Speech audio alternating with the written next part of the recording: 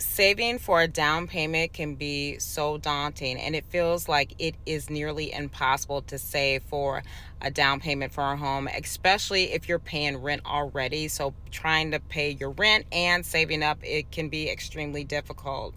And it can be incredibly hard if you aren't receiving any money or help from, your family members or parents, and you're not a trust fund baby with millions of dollars.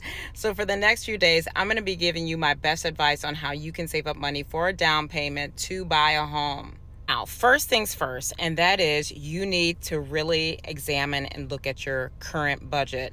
How much income do you make from your employer, and how much of your income do you spend monthly?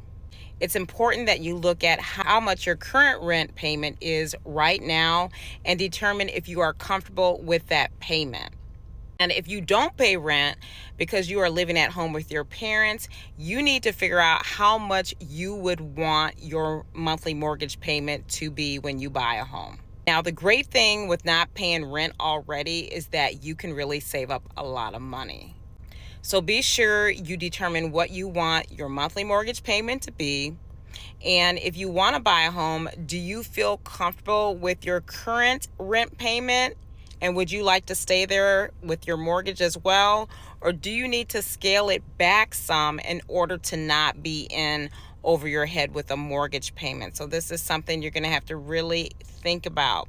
Now, if you feel like you're not stretching pennies every month and living paycheck to paycheck in your current home, then maybe you can have a mortgage that is the same amount as your current rent. Or maybe you could go a little bit higher than what you're paying in rent if you feel comfortable doing so.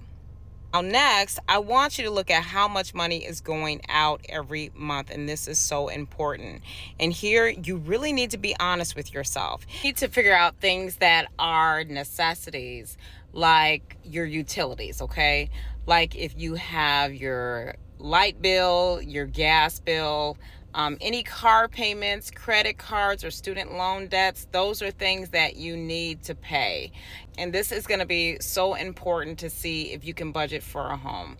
Now, things that aren't necessities, the best thing that you can do is totally and completely get rid of them and get them out of the way, okay? It's going to help you so much.